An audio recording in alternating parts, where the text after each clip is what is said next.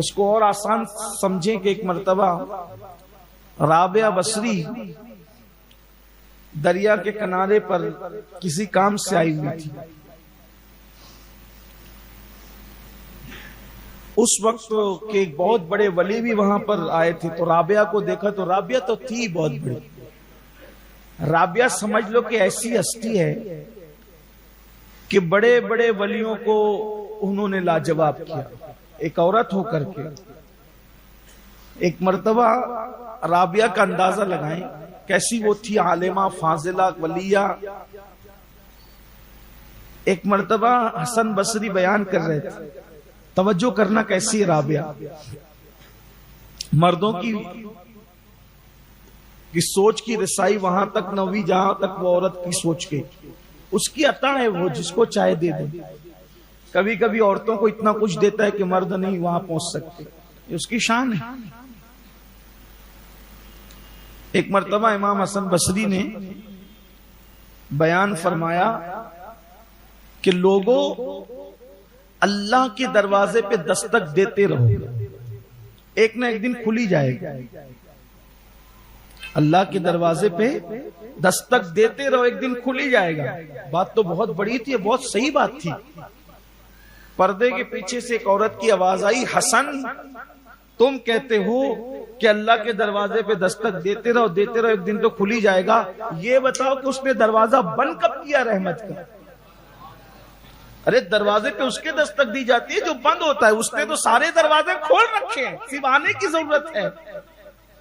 تو جب آواز آئی تو اندازہ کیا گیا یہ آواز ہے کس کی, تو جس کی آواز تھی اسی کو رابعہ بصری کہتی ہے. یہ ہے رابعہ.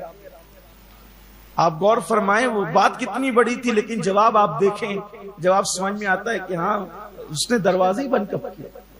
سب کے دروازے بند ہوتے ہیں, رب کا دروازہ کبھی بند نہیں ہوتا. وہی رب ہے جس کا دروازہ کبھی بند نہیں ہوتا. اور ایک بات آپ کو بتاؤں, اسی لیے آپ دیکھ لینا سارے دروازے آپ کو بند نظر آئیں گے, لیکن سال میں کوئی ایک سیکنڈ آپ کو ایسا نظر نہیں آئے گا جس دن حرم مکہ کا دروازہ کبھی بند آپ کو نظر آئے. آپ دیکھیں اس نے جس کو اپنا گھر کہا, ایک سیکنڈ بھی اس کا دروازہ کبھی, آپ دیکھیں سب بند. آپ کے محلے کی مسجدیں بند ہو جائے, آپ کے علاقے کی مسجد بند ہو جائے, جامع مسجد بند ہو جائے, خدا کا حرم کبھی, حالانکہ یہ بھی اسی کے گھر ہے, اس کا حرم جس کو اپنا گھر کا خود کا بیتی میرا گھر, وہ ابھی بھی کھلا رہتا. بلکہ آپ کو یہ بات بتا دوں, آپ کہیں گے کووڈ میں نمازی جانا بند ہو گئے تھے, نمازیوں پہ پابندی لگی تھی, اس کا در بند نہیں. یہ تو ظاہری در ہے, باقی حقیقی در تو کبھی بند نہیں ہوتا. اس کا جو حقیقی در ہے وہ کبھی بند نہیں ہوتا. تو بہرحال رابعہ بصری کو دیکھ کر کے وہ بزرگ بولے رابعہ آئی ہے.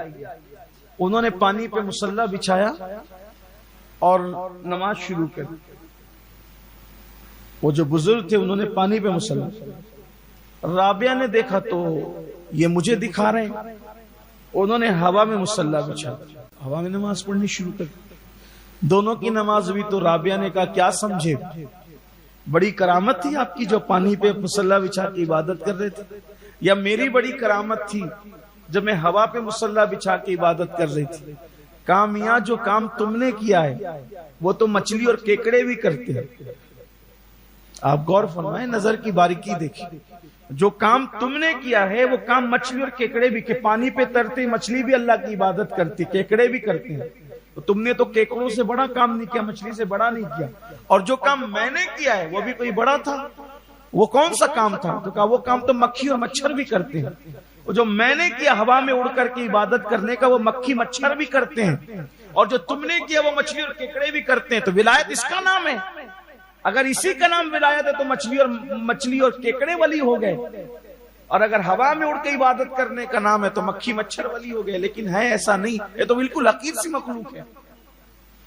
اور پھر اس بزرگ نے فرمایا کہ مائی ولایت کیا ہے؟ تو فرمایا یار کو منا لینے کا نام ولایت, جس سے وہ راضی ہو جائے, جس سے اللہ راضی ہو جائے وہ ولی ہو گیا. جو اس کا قریبی ہو گیا, جو اس کو راضی کر لے, اس کو منا لے, وہ ولی ہو گیا. تو اب کوشش کرنے والے لوگ دنیا میں نہیں رہے،